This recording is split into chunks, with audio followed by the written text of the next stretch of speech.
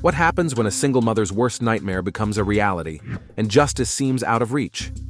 What is it truly like to fight for justice against all odds? And amidst it all, how does Donald Trump emerge as an unexpected hero in the fight against sexual abuse? Join us on an electrifying ride through the highs and lows of one woman's quest for her daughter's justice, navigating through the murky waters of betrayal, despair, and ultimately, triumph. But beware, as we unravel the shocking truth behind the media's false portrayals and uncover the untold story of Trump's interference in the battle against injustice. Brace yourselves for a roller coaster of emotions and revelations that will leave you questioning everything you thought you knew. Before we continue, kindly endeavor to hit that like button as a way of supporting our work. Share with your families and friends to keep spreading our eye-opening Black narrative. And subscribe to stay put for more while you help in building the rising subscribers of this channel. We appreciate your support. Growing up as a Black woman in America, I have faced my fair share of struggles and discrimination. But the biggest battle I ever had to fight was the one for my daughter's justice. It all started when she was just a little girl, full of innocence and joy. She used to love spending time with her friends, playing in our neighborhood park. It was a safe and peaceful place until one fateful day. I was sitting on the porch, watching my daughter and her friends play. Suddenly, I heard her scream. My heart stopped, and I ran towards the park as fast as I could. As I drew nearer, my worst fears were realized. There, behind the bushes, I saw a white old man dragging my precious daughter, her tear-streaked face contorted with fear and pain. Anguish and rage erupted within me as I sprinted towards them, my maternal instincts propelling me forward with unwavering determination. With a primal roar, I launched myself at the man, tearing him away from my daughter's trembling form. He stumbled backward, his eyes ablaze with fury as he spat venomous accusations at me, hurling insults and vile epithets in a desperate attempt to deflect blame. "Who do you think you are?" I spat, my voice trembling with righteous indignation. "How dare you lay hands on me and accuse me of such atrocities? I was merely trying to help that poor girl, and you come charging in like some kind of wild animal, intent on inflicting harm upon me." But I refused to be swayed by his vitriol. My focus remained steadfastly fixed on my daughter, whose tear-filled eyes beseeched me for comfort and protection. Heart-wrenching sobs racked her small frame as I gathered her into my arms, desperately trying to soothe her shattered spirit.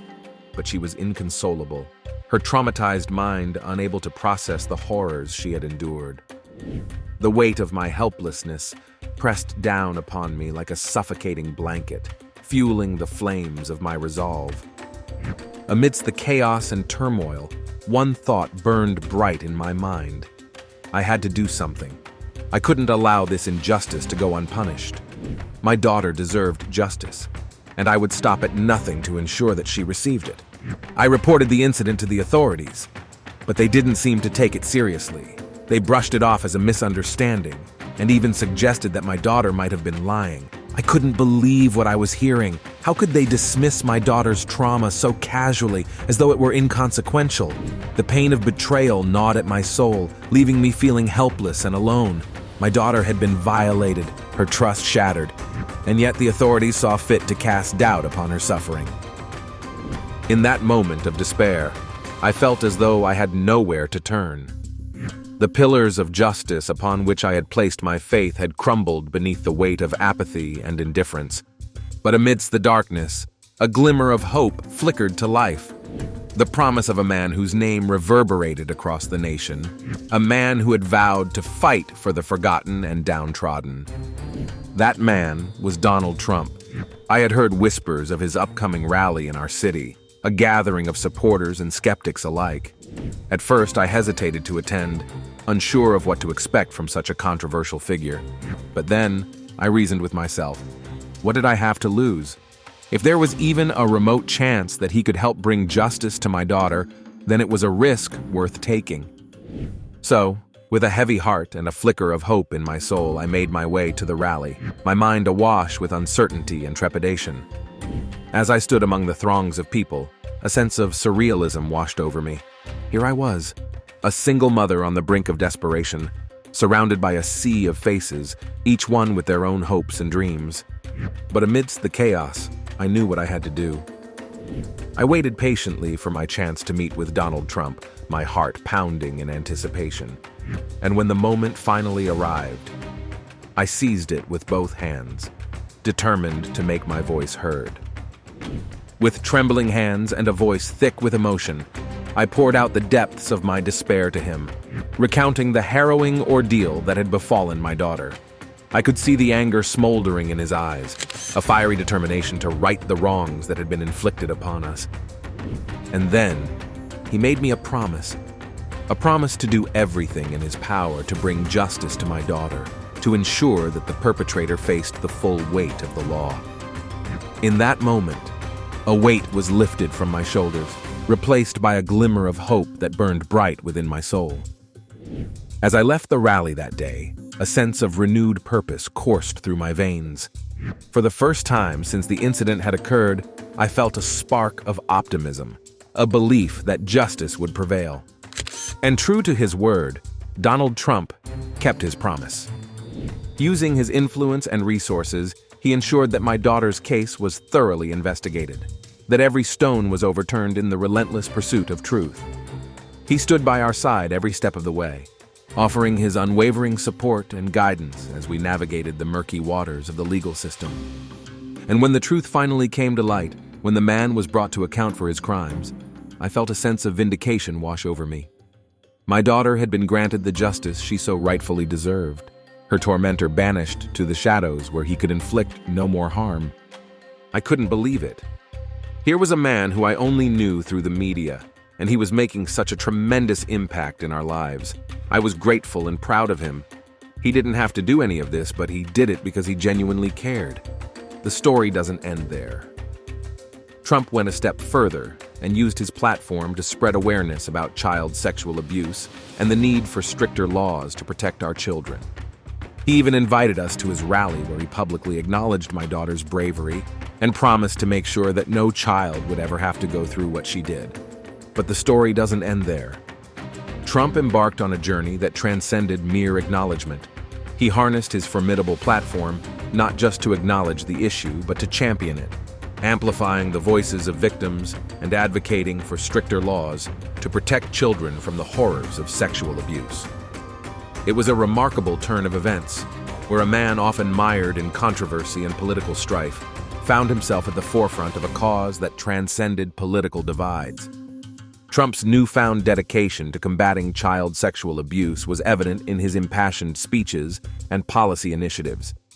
He utilized his rallies, press conferences, and social media presence to shed light on the pervasive nature of the issue and the urgent need for systemic change.